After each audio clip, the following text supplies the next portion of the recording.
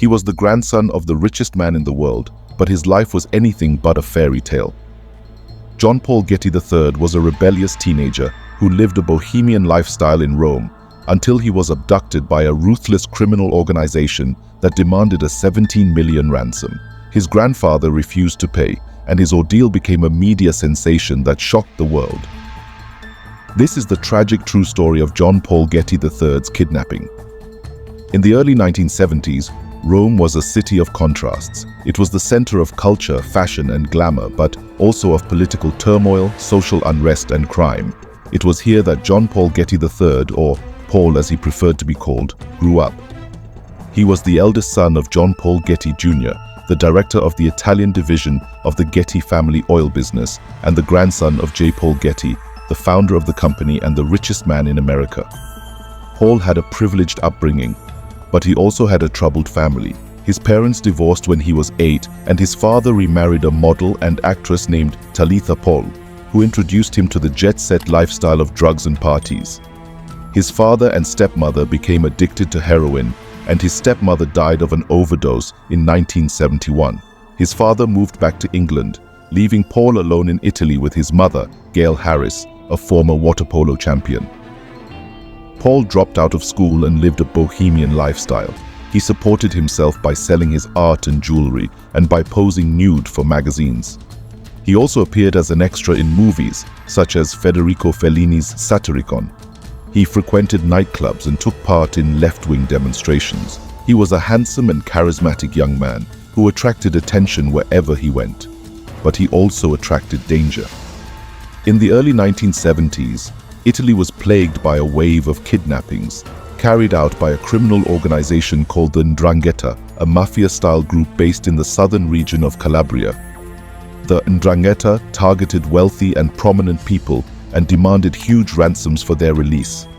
They were ruthless and violent, and often killed their victims if their demands were not met.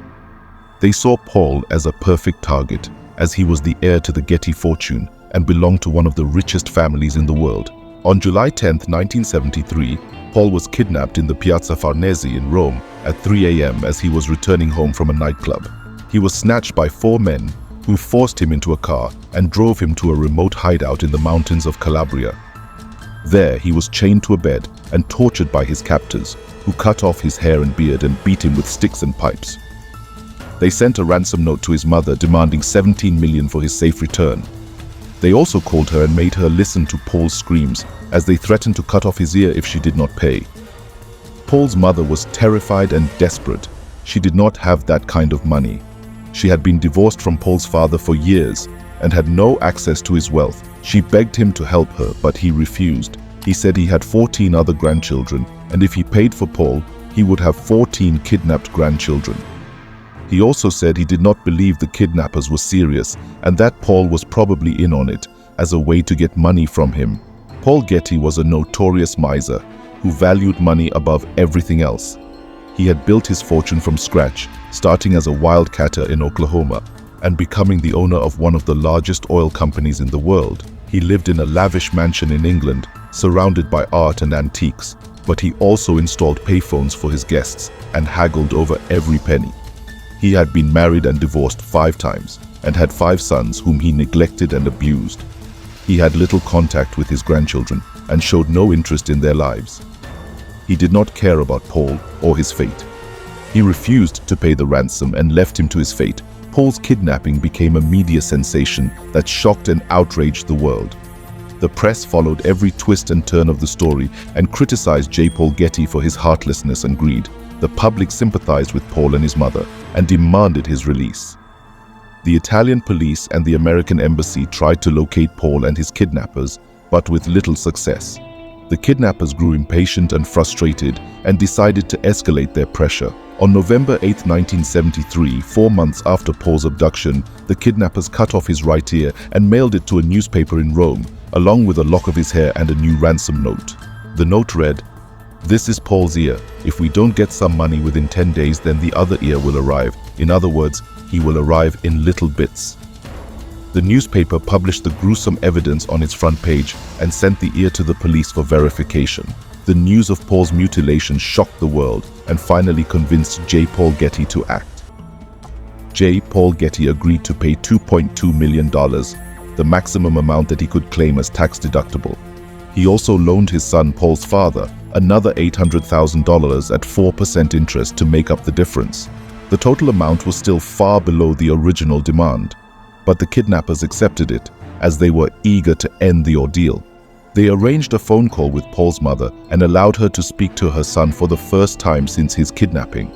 She told him that she loved him and that they were going to get him out soon. The kidnappers gave instructions on how to deliver the ransom money, which was packed in suitcases and dropped off at a designated location. They then released Paul on December 15, 1973, 5 months after his kidnapping.